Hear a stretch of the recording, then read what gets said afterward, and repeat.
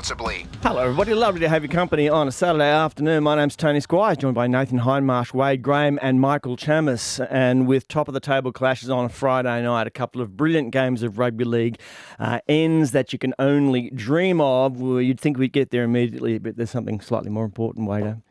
We've heard about it all week in the WhatsApp group, and we would have been probably inclined to look forward to the rugby league on Friday night. You'd think. With what we do, but it got dominated in the headlines for our personal chat by Michael Chammis and how his team and how he was going to perform in a night. You want to explain? Well, it's very serious. Over 35s Division 2 soccer. It's a grand final. Grand final, yeah. It dominated all of our chat. No one was even talking about the footy. All we I were went doing out was there to watch. worried about your game. Yeah. I was pumped. He brought a cow with him. He had to save it from the flood in his farm.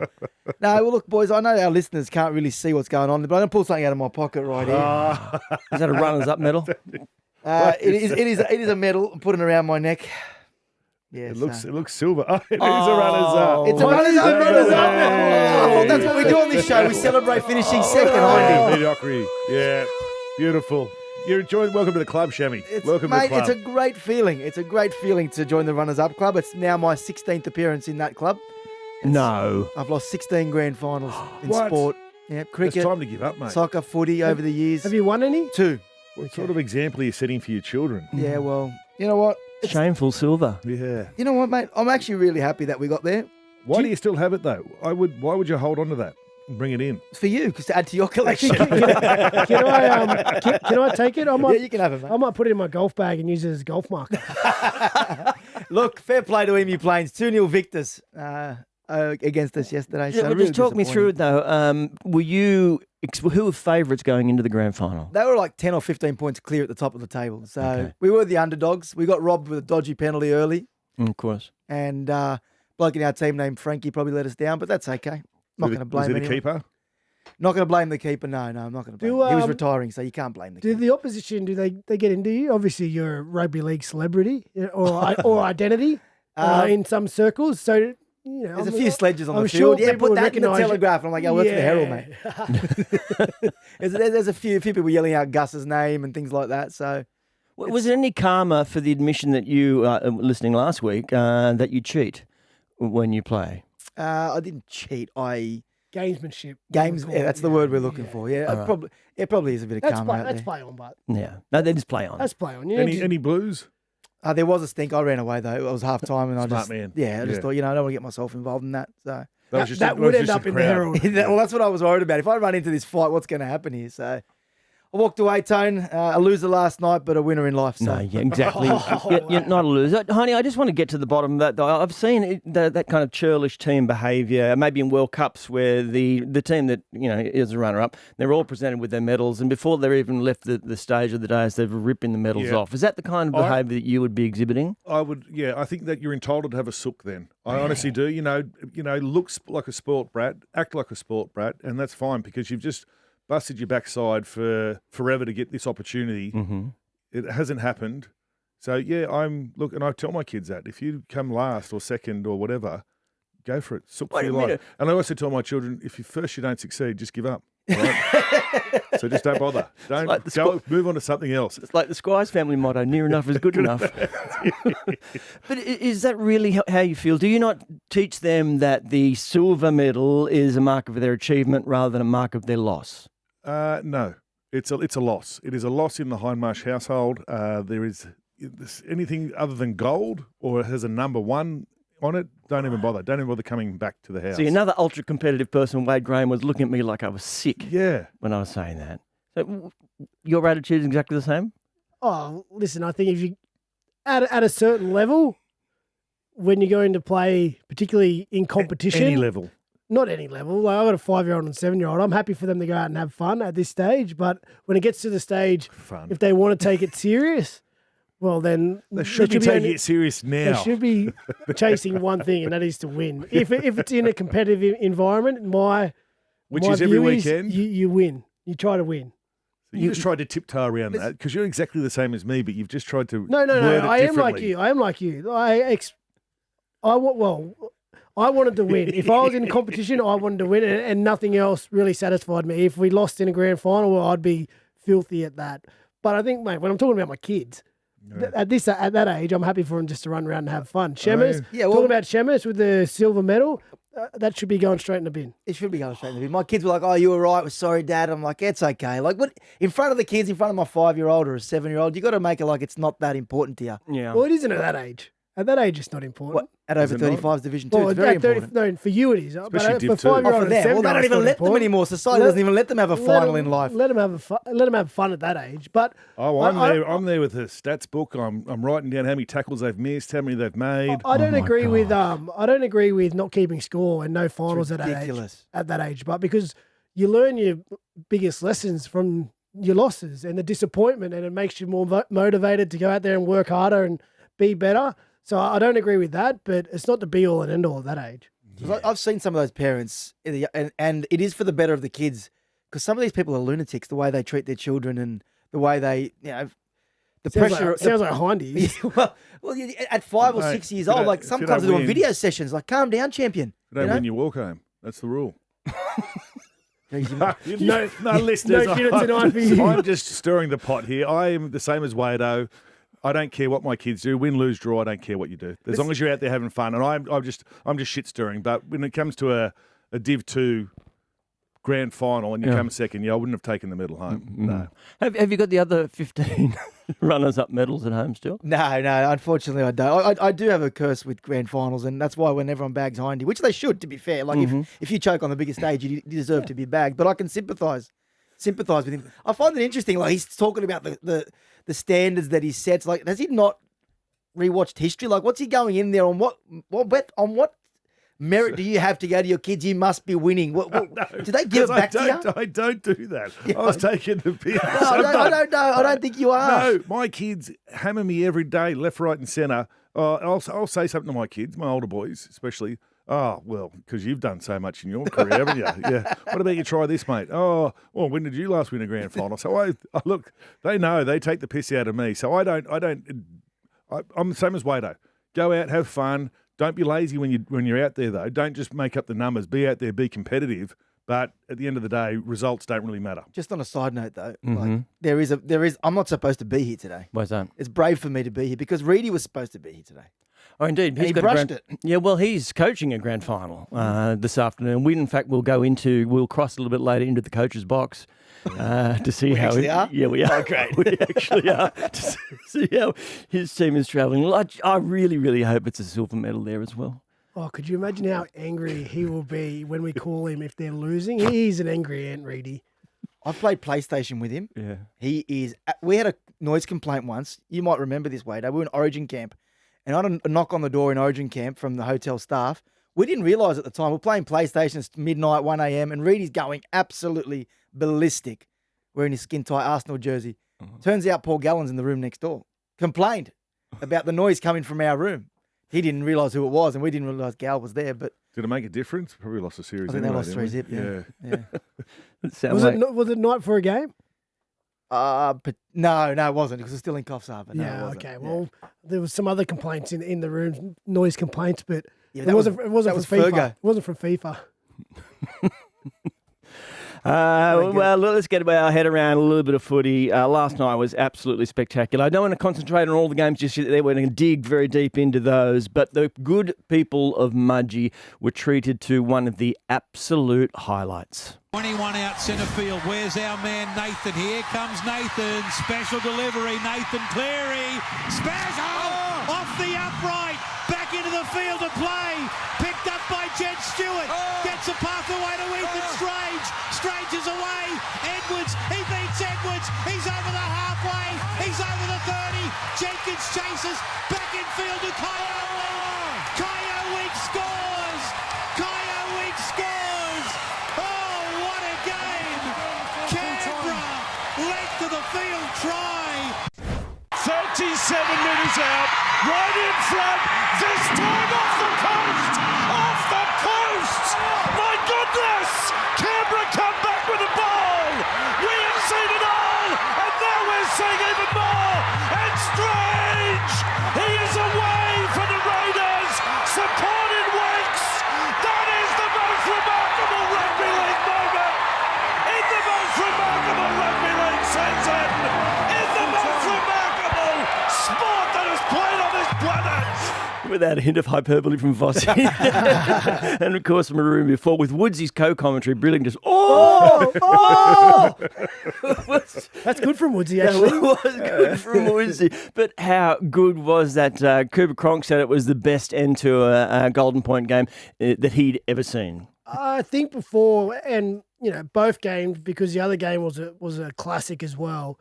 There was an anticipation that we were going to have a sneak peek of what September may look like, and we were all expecting good games. We were expecting the quality and the finish that we got in both. Well, it was incredible. That one out at Mudgee, for Nathan to be inches away from sealing the victory for his own team, keeping the top four hopes alive, for it to hit the post, bounce back into Stewart's arms, then all of a sudden Strange, length of the field, finds Weeks. Yeah. A finish like that, unbelievable. And I know we're going to dive deeper into the game a bit later on, but we were sport last night with the footy. Were you either involved in Golden Point wins or games that had that kind of level of excitement? Oh, no, nothing like that. No, definitely not. And the lucky people of Mudgee and the surrounding areas, they were treated to an absolute belter of a game. Look, it was everything we expected it to be. As Wado said, look, up the top of the table clash, everything on the line for Penrith to try and sneak back into the top four. Raiders trying to hold on to the number one spot. So it had everything. Look, I just loved the fact that the game was. You could hear everything. Sitting at home in the lounge room, listening to everything. You could hear people chatting in the background that were in the crowd. You could hear all the music that was getting played. Yeah. It was a great game, and it deserved a finish like that. Deserved a great finish like that. Yeah, it was absolutely brilliant. What about Jed Stewart, though? That moment when the ball bounces off the upright and comes down, Jed Stewart takes, I think it might have been Liam Martin. They had that thing of can't tackle in the air. No, they got that wrong because the ball bounced. So if the ball bounces and a player leaves the ground, you're allowed to then do it's that. fair play. It's Absolutely. fair play, but you could sense. So that's what it wasn't. It wasn't called offside or anything. No. They thought he was going to be. He thought he was going to tackle him in the air. That's what I think. Yeah. That's what it looked like. They realised that he jumped up to get the ball, and they sort of pulled out because it was an opportunity. And we know Liam Martin; he's an absolute missile out there, and he could have went all out into him, but it looked like he did pull out of the tackle. Just a moment of hesitation where he thought, "Oh, hang on a minute, he's in the air. I can't make a play at him." And ultimately, it cost the team a length of. They could still take. Like Nathan missed.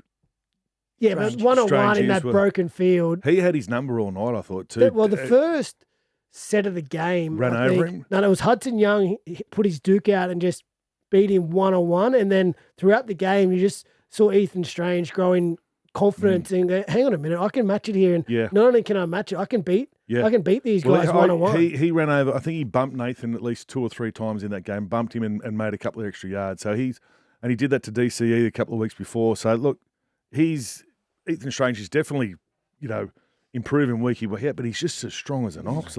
He's just a ball of muscle, like a little Staffordshire Bull Terrier, isn't he?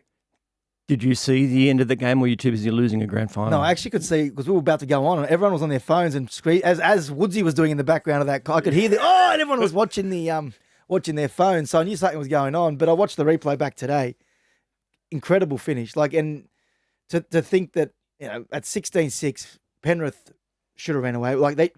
Teams don't come back from 16-6 down against Penrith, and it's a credit to that football team and what Ricky Stewart's instilled into them, because I think, as we've touched on throughout the year, no one gave them hope in hell this year. Yep. They were the spoon for many teams, and to do what they're doing, if you had question marks over whether they could sustain it, they answered that question last night. They're the real deal. It's definitely not the end of the road for Penrith part. I think look at their last 2 weeks, controversy, whether they should have won that game against Melbourne, the Harry Grant penalty. So, a decision goes their way, they win that. Nathan Cleary's kick an inch into the right, they win that. But despite the losses, they've had a good opportunity to size up who they need to play in September and who they need to beat. And I think, on reflection, looking at their games, they'll go into September confident.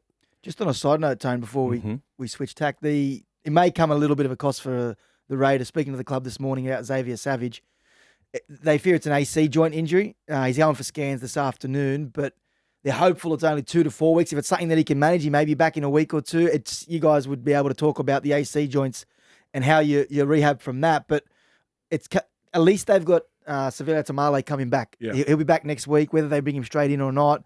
Matty Nicholson's playing Cup this weekend, so they've got two options. Play Sasungi at the centre and bring Nicholson onto the bench, or bring Tamale straight in. So it'll be interesting to see. Hopefully it's not too bad for Xavier Savage. I know like a lot of the focus on the young guys down in Canberra, Ethan Strange, well-deserved. KO Weeks at the back has been fantastic. But Samsungi, who went out into the centres, been rewarded with a 3-year deal. Like, he's another player. Good player. Like, his footwork, his explosiveness at the line. He did not look out of place matching up against Tungo there late in the second half. And no, he found points, but he could make a real fist of it in the centres, back row, off the bench. He is some player as well. The other big news in the charge sheet is the name Harry Grant. Yeah, it threw me off. I looked at it. It's Harrison Grant. He's been charged with grade 2 shoulder. Yeah, it's very formal. Harrison Grant, grade 2 shoulder charge. Well, if he fights and loses 3 weeks, if he takes the early plea, it's a 2-week ban. I imagine they'll just take the 2 weeks because Melbourne are probably in a position where they could rest people in the last round. Yeah. So it may only be 1 week that he wasn't going to play anyways. We'll get into that later. I'll be interested in your thoughts, guys, on whether you thought that was something that deserved the treatment that it got. All right, ended up Raiders 20, the Panthers 16. As I said, we'll dig deeper into that and what the ramifications for that game are. Then, of course, it's the Storm and the Bulldogs. We'll look there. We're going to talk with Joan Pezzett and Joe Tarpany will also join us. Jam-packed show right here, the Saturday Scrum. We do it for Thirsty Camel. Tony Squires, Nathan Hindmarsh, Wade Graham, Michael Chammas, Storm 20, Bulldogs 14, Raiders 20, the Panthers 16. What was the score in your grand final, Michael Chammas? 2-0. 2-0. 0-2. You were the nil bit, nil component. Sounds like you were never in the game. We were in it. The dodgy penalty, as I said, cost us the game. What 2-0, minute two was that? penalties. They scored late. It was 1-0. We were coming for him. Why was it dodgy penalty, can I ask? Because the guy went down and he milked it. Oh, no, that's not Oh, football. here we go. See, rugby Who league's does ruining that? it for everyone. What sort of code people would do Yeah, that? exactly. Unbelievable. What was the feigned injury? He just went down like as if he was chopped, but no one touched him. I bet you- How many rolls did he do? Oh, there were a few rolls. Yeah. It was synthetic. If I wasn't synthetic, because he got carpet burn as he was doing Yeah, it. because I've rolled enough now. Oh, yeah. How rolling. guilty do you think he feels today with his gold Gold medal medal. around his neck? No, well, I think we got a little bit of karma because he ended up bleeding with a black eye because someone headbutted him. So it was, yeah. Anyway, You played on synthetic. yeah, we did. How was that? Because it's very, very, Yeah, damp around at the moment. yeah, it was great to play on synthetic, but you feel it the next day, eh? Like you feel like the body doesn't absorb the impact. Like it's like running on concrete. So my calves are killing me today. I bet you the people with the gold medal aren't feeling any pain whatsoever. You know what, mate? The people with the gold medal can go and get stuffed. Oh, wow. That's Shout out to Emu Plains. I'm on the plane next year. If there's anybody from the team beat Michael Chammas, 133353, we'd love Give us a call. Love If you're listening. Oh, yeah. yeah. Anybody who's just driven through Emu Plains at any part of their time of their life, just give us a call. I want to hear from the guy who got the penalty, earned the Yes. penalty for his Yes. team. If he's listening, Yeah. can you Which I'm please sure he call in? is. Yeah. Or the referee, one or the other. Yeah, the ref. Call in ref. 133353.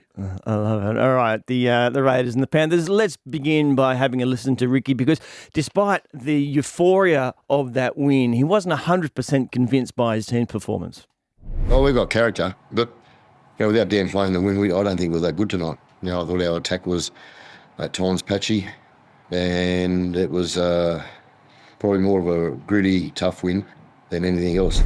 Yeah. I love that. No, but I kind of agree as well. Like, they came from behind, obviously. They did bomb a few tries though as well, like the Hudson Young bounce ball and the simultaneous put down one as well. So they didn't play their best footy. But what concerned me out of it was the Jamal Fogarty kick at goal.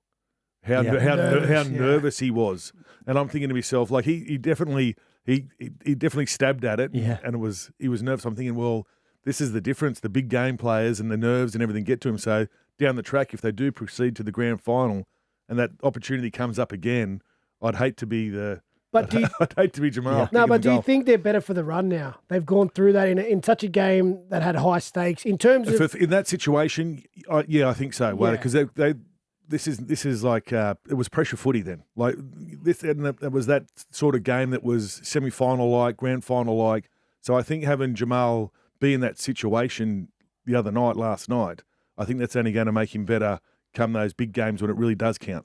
Yeah, I think they will definitely be better, and there's improvement. We've seen them play better throughout the year, and like it wasn't the pressure of a semi-final or a grand final, but Like The build-up was You could imagine big. what Ricky was like during the week and in his preparation. This is a test for us. This is an You come audition. up against Penrith. They wanted that, and they were a little bit edgy. They weren't as sharp as they normally were, but they found a way. And I think finding a way, the confidence that will grow within them. Okay, it's another box we ticked. It holds them.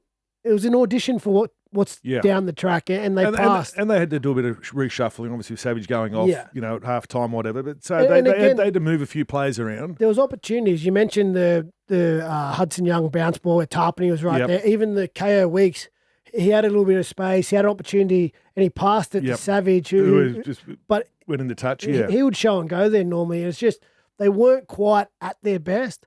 They got the result without playing their best, and they'll be better for it because Penrith will be better as well. Penrith, of course, yeah. But the thing with the Raiders is they can do that though. When they're behind a little bit, they seem to play obviously a different sort of footy. But you're kind of sitting there. I was sitting at home going, the Raiders can come back here. They've got that sort of game in them where they don't seem concerned about chasing points. Yeah, and it doesn't really bother them that they are down by 10 or 12 points. They can find them, and they find them whichever way they have to. And that's the thing with the Raiders.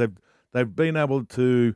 They've done that for years, this style of Raiders players, or this team. They were doing it last year where they'd come from behind and they'd ended up winning games. So they're no strangers to that, but I just thought that Jamal Fogarty kick at goal, that was a bit of a warning sign for me going, well, big game pressure. Just on Jamal, how do you think he's feeling after the decision, the way Canberra are going, to go to Manly the way they've unravelled?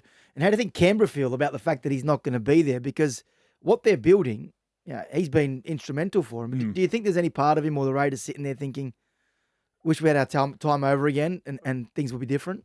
Well, what was the catalyst in the change? The 2-year deal or the? I think it's the money. He ended up more? getting 3 years out of Manly. Yeah. And Raiders were only going to offer him 2. Well, they got to 2, yeah. There were some triggers in there with the Raiders, but and that's what you got to think about because you don't know when you're going to finish.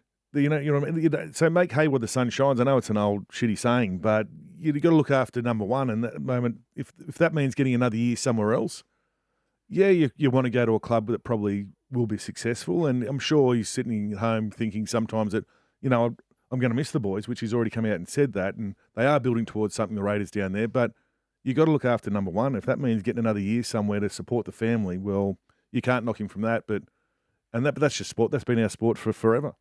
From a club point of view and a team point of view, they're going to have some work to replace him. I know they have, is it Ethan Sanders in below, and he's going to step in and probably fill that halfback role. But the combination of Fogarty and Strange is perfect at the moment. Fogarty just sits back, he's very precise, very measured, a good communicator, kicks well. It allows the other players around him who play that ad-lib style, Ethan Strange in particular, Hudson Young with the offloads. It allows the rest of the team just to go about their business and play their own football. So taking him out of the team, it's going to take some work to replace him and work that combination into a place where it's as effective as it is now. But it also sets up a run to the finals as well. Like, this is his last year with that group of men. They obviously love and respect him down there. That's why Ricky said if you have an opportunity to extend your career and get a longer-term deal, like, we want you to go because we don't want to hold you back. So there's a lot to play for that Canberra team, but no doubt they're going to have some work cut out for him to replace him and to fix up that combination of the halves once he leaves. You mentioned Hudson Young, his offloads, which are terrific, but I'm not sure what he was thinking with the flick pass with 21 seconds to go when the team was in field goal position. Remarkable and very fortunate for him that it ended up being a knock-on and they managed to go through. What about on the other side? You're talking about the pressure. Someone like Dylan Edwards has been so secure for so long, you would never expect him to make just simple errors. And he's done it 2 weeks in a row, a couple of very poor errors in last week's game and again last night. Yeah, they'd be disappointed. Dylan would be disappointed with those errors. It's such a crucial time of the game. And as Michael said earlier, they were really in cruise control, Penrith. When they got out to 16 points, they were in control of that game. They had the Raiders working hard out of their own end and really struggling for points. But a couple of those errors at the wrong times it allows Canberra to grow in belief and go, hang on a minute, we do have an opportunity. And then they find one try. Frusasangi, they get another opportunity. Ethan Strange from the other side of the field, a nice set play. He finds another try. And you could just feel the energy shift in Canberra from those errors. Now, the Penrith Panthers team we know that have had so much success, they suffocate teams. They don't allow them to gain that confidence or to give them opportunities. And that's why I think they're not done with yet, because they know where they made their errors. And if you look at back-to-back weeks, they go, okay, we matched it with Melbourne Storm, who was second on the table, Canberra Raiders, who are going to be the minor premiers, and we can be better. They get Isaiah Yeo back, who will play the 80 minutes. I know he came off the bench last night, but he's such an integral part of that team that he will sharpen them up. And I think, again, they're rolling into the Bulldogs, who are going through their same issues themselves, but they've had a good look at the teams in front of them. And if they get, through that first week of finals, if they're not in top four, they're more than likely going to come up against, either of the teams that they've played, and they'll back themselves. The other thing it might bring this situation, the fact that they've lost and losing touch with the top four, if they get to that last round and they've realised they've lost touch with the four and can't make it, well, they may get the freshen up that they need. Like, it's been a long year for these guys. There's been injuries, Origin, whatnot. They could get to the Dragons in the last round and think, okay, well, let's go. Let's do what we have done in previous years. Let's rest them in the last round. And we know we're not in the top four, but we're going to go in with our team ready to go. And I think that could be a blessing for them, because Yowie obviously back, Tottle's carried injuries, Nathan. There may be a little blessing in disguise for the last 2 weeks, because they've played good football. So they're in good form, and they may have their players in a good way ready to go for finals. If they don't make the top four and they have that first home semi, whoever is in the top four and loses that first game, they'll be praying for the other team to win, because they won't want to come up against Penrith in that elimination final. That's 100% for sure. They run home because they've got the Bulldogs, and as you say, they've got the Dragons, the Raiders, getting that minor premiership with Tigers, and then the Dolphins. What about the mousetrap, Hindy? Yeah. the Were you thrilled? That didn't work. Yeah. It was good to see it. I think the crowd loved it. Unfortunately, Hudson Young was the second man coming through to knocked it on, but that's what the Raiders have, that in them. They're not afraid to try things, the Raiders, and that's what I think we like about them. So, look, it didn't work this time, but I'm sure if they'll try it again before the season's out, I reckon. Hudson Young, he's crafty. He's got great combinations with those players around him who are also a little bit crafty. So they'll come up with something new, definitely. What about Ethan Strange? We talked about his performance last night. Ricky last week or the week before talked about, didn't say he should make the Australian team. He said he will make the Australian team at the end of the year. Do you see, you got 22 spots to fill at the end of the year. Do you think Ethan Strange will get one of those jerseys? I'd have to go back and have a look at the way he's playing at the moment. He's playing some outstanding footy. He's playing in a side that's winning games, which also helps a lot. But the way he goes about scoring those tries with his his speed and his strength, I think there's other players that are just doing the exact same thing. It's just that Ethan hasn't been a bolter. He's always had it, but I think we're just talking about him because we're seeing a little bit more now. So if he was, look, if he was to play it, he definitely wouldn't be a starter. He may come on as a 14, but that's because that's where I see him if he makes these rep sides at the moment, just because his passing game is probably not where it needs to be compared to other players like, obviously Cleary, Munster. Dearden. Moses. So it depends how deep the squad goes, really, because there's only a certain amount of players. There's only 3 games. It's not a World Cup. Yeah. So if it was a World Cup squad going over, definitely you'd go, he's in the squad for sure. I smell rogue here. I'm going to go rogue, Tone. I'm going to demand we have an Australian team selected by the boys here for later in the show. What do you reckon? By the end of the show, an Australian we'll team? pick our team, but based on where we are at the moment. I don't even know who's playing for who. Well, do we know based on what we know? Because they're in the headlines at the moment. Who's going across to Samoa and Tonga? I'll pick my halves right now. It's Cleary, Munster and Dearden on the bench. And then if something happens to Munster or Nathan in one of those games, Dearden starts and you find another utility. Now, is that Ethan Strange? Does he sit outside? But then if he's picked, Mitchell Moses is I've got Moses. Well, that's yeah. I like what you're doing here. It's a little tease for later. It is a tease. So I'm going to say you've got till, let's say about 1:05. How about Wado writes it down, I copy it. Yes. And then I just deliver it. Yeah, that's how I got through school. Who's that guy? What's that one? About 1:05, because we're going to talk about Kevy and the Gordon Tallis role on those. So why don't we, if you can come up with the team by then. You obviously have already expressed that Penrith are okay. If they're outside the top 4, they can still win that game, win the premiership. Do you believe they still can? Exactly. Yeah, exactly. Yeah, 100%. Even if they finish outside the top 4? They don't need to be in the top 4. And I think a lot of this, they don't need to be in the top 4. Not Penrith. They've been there as we're playing for their 5th grand final. So they know how to win big games. Yeah, but they've lost two in a row. But yeah, look, what I'm saying is if they don't come in the top 4, they're going to win. They could still win a grand final. Well, if you look at the form, it was only last week that the Roosters flexed the Bulldogs. Yep. And then, Bulldogs go down to Melbourne. Yes, they were much improved, but it was a tight match. Now, the Bulldogs didn't even get close to the Roosters. Yep. So if this is the most open I've ever seen the competition, and if there's ever a year a team can win from outside the 4, it seems to be this year because, obviously Melbourne, they're a proven team and we know they handle the big moments. Canberra, as good as they've been all season, they're still an unknown when September comes along. The Bulldogs are wobbling. The Sharks have been here and thereabouts all year. Are they going to get into the 4? The Warriors are wobbling with injuries. Yeah. So... Well, let's do there's a process of an elimination. Can the Sharks win the grand final? Yes. In the 8. In the 8. Tone? No. Yes. Jamie? No. I'm a no as well. So we win there. 3-1 to you against you, Wado. Okay, so the Roosters, they make the 8. Can they win the grand final? I agree. I think they can as well. I reckon they can too. Yeah, the way they're playing. Chammy, yeah. Yep. So there you go. Warriors.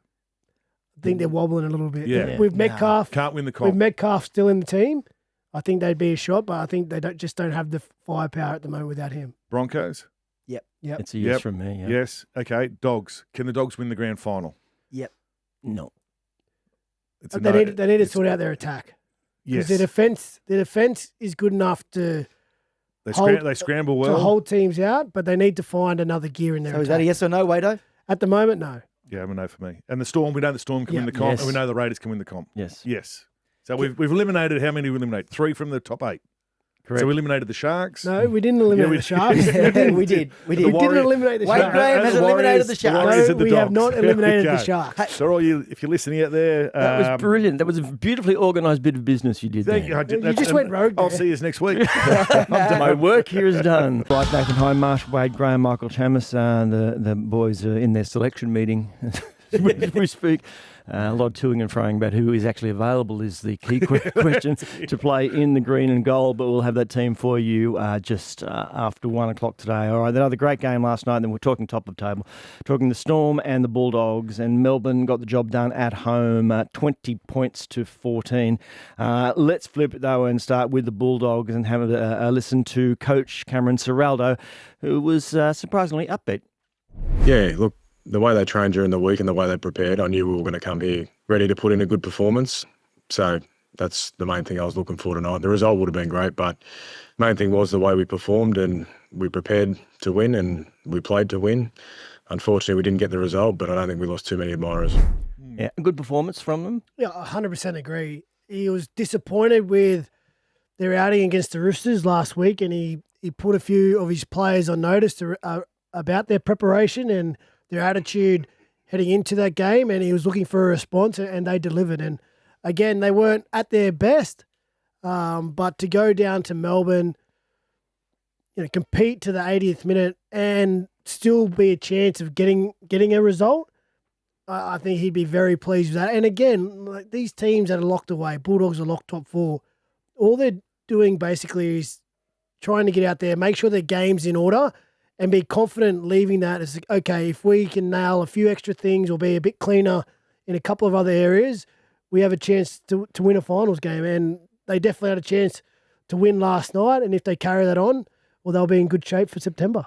Yeah, this game was all about how the Dogs came out. Everyone knew what Melbourne were going to do. Everyone knows Melbourne's style of footy. Everyone knows Melbourne and what they are like down there. But this was all about the Dogs and how they were going to bounce back, because there was obviously a lot of noise around their forward pack, and you could tell from the start they'd been listening to that, and they came out, they were all fired up, which was good. Same as Galvin. Everyone spoke about Galvin, how he barely run the ball. All of a sudden, every time he got the ball, he was running. So it seems to me they're listening to a lot of outside noise, which, they did play a lot better on the weekend, but that just seemed to, as a viewer watching, that's what it seemed to me. And they didn't really, the Dogs were better, but they didn't really seem to have a plan. They were just trying to kind of ad-lib it and try and create points that way, which is probably, when you come to the pointy end of the season, those semi-finals, you've got to have that little bit more of a grind and a bit more of a game plan. But to me, it just seemed to be, let's throw it wide, let's try for a few offloads, and hopefully we create some opportunities that way. Because there's one time where I think Crichton came around to the opposite side.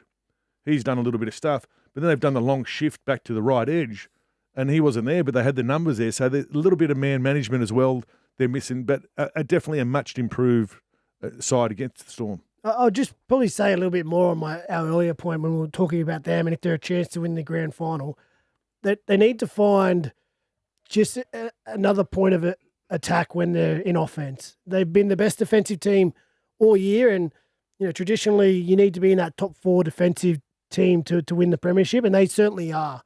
But also you need to be able to create opportunities because they're hard to come by in finals games, and it goes long periods of play where you're in the grind, and when there's an opportunity to create something, you need to be able to take that. And just at the moment, I think they struggle a little bit when they do have field position or set plays. They just don't have that killer blow, and they're relying too much on ad lib. Because they had a few sets, didn't they? And it really went nowhere. They looked confused. They just need to be a little bit sharper. Yeah, yes, because I think they had a couple of back-to-back sets attacking the Storm line, and they didn't use it. They didn't use the set properly, and they just seemed to be going backwards and forwards. Hopefully, someone would make a little half break or an offload here and there to create a bit of carnage with the defensive side. But with Wade, they're missing that one little thing. I thought Crichton was good. He went out looking for the footy, which is good because he's strike power, Crichton, in that side. But little things like, was it Harry Hayes? Yep. Bombed. Yeah, where you're kind of looking around and you're looking in the shot. I didn't see too many Dogs players. And Carreras had an opportunity too where he looked like he got the ball down, but there was a little knock on there. It was a great work by the cover defence. And that was really the other side of the story. Although we're saying, Doggies, they probably need to find that one extra gear in offense. It took all of Melbourne's defence and scramble at their best to stop the Dogs, and they never wavered in their belief. They kept to their process, and despite not being at their best, they still had an opportunity to try to draw the game and to send it in the golden point. Well, that was an important moment too. The officials in the bunker got it right according to the letter of the law. The Steve Crichton no try, which would have got them back to level pegging right at the death in the game. He obviously lost it forward, but he certainly had downward pressure on that ball. In any other circumstance, fair try, but you have to regrip it if you've lost it forward, and he certainly didn't do that. Which is a question of whether he planted it simultaneously, didn't he? Yeah. So he's pushed the ball down just before it's hit the ground. No separation in his hand, but as the rule is, as you said there, Tone, like you've got to be able to, if you've knocked it forward, you've got to be able to regather the ball cleanly before you can place it down to be a try. And he didn't regather it cleanly. He applied pressure on it, didn't knock it on, but didn't. Joey Johns was very dirty on it. Yeah, well, I think that's the rule, though. That's the rule. It is the rule, but I think that I could, if they gave that a try, I would be happy if they gave it a try. You know what I mean? I know the rule says it's not. Yep. But if they went, try. I'd go, yep, fair enough, try. Sensification ruling. He's got the ball. He's seen the ball. He's got it down, pushed it down. Yep. Without separation. Yeah.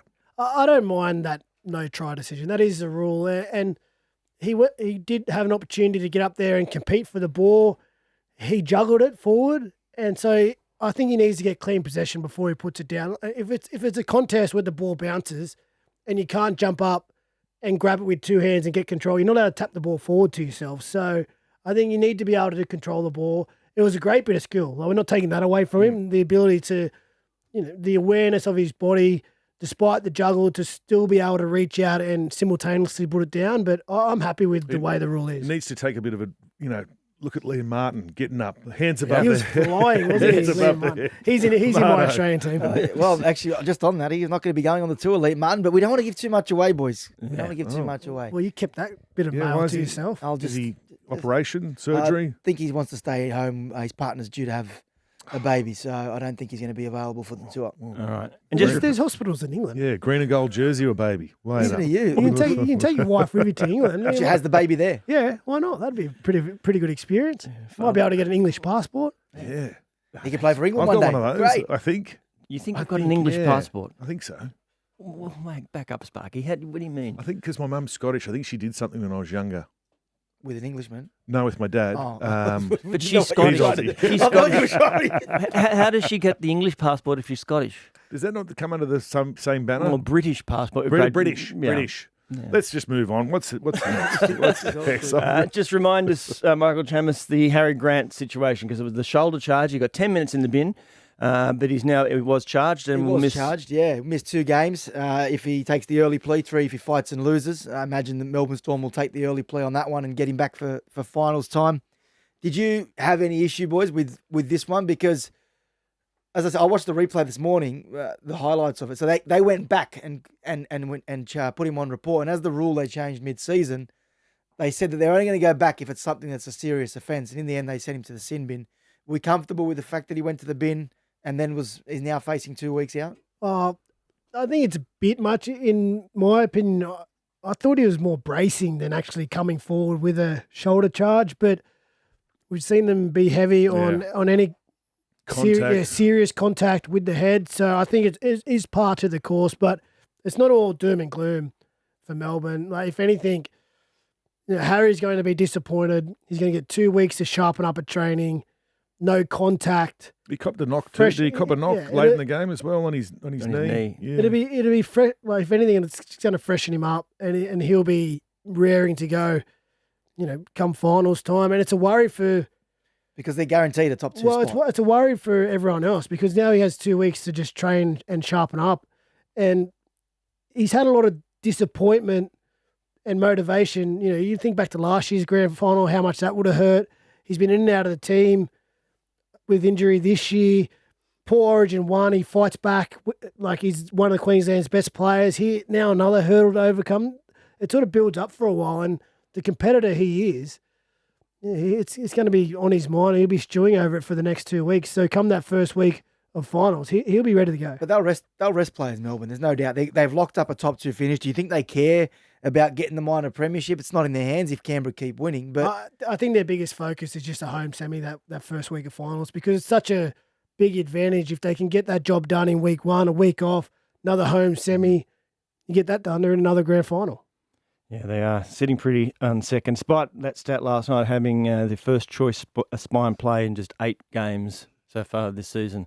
But they still get the job done Melbourne style.